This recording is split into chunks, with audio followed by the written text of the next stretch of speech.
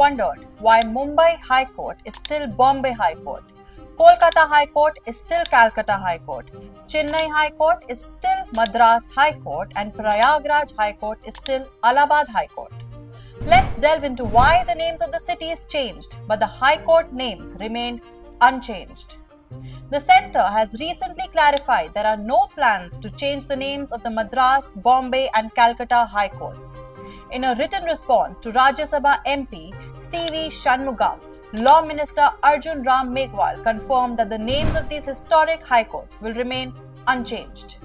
Meghwal provided a historical context, citing the Madras Alteration of Name Act of 1996, which renamed the city of Madras to Chennai.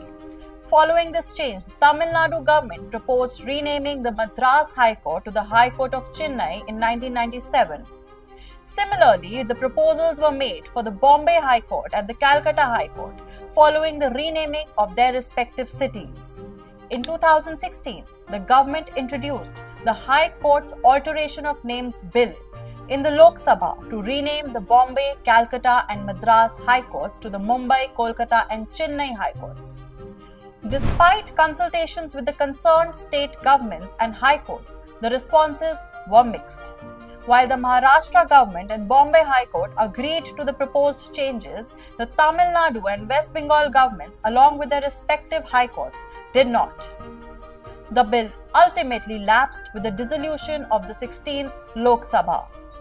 Further attempts, including a petition in the Supreme Court, were also unsuccessful.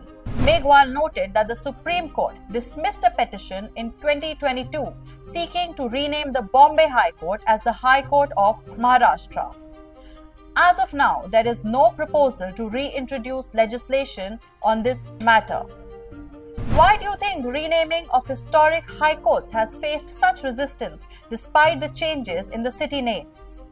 Do you think preserving the historical names of these high courts holds cultural significance, or should they reflect the modern names of their cities?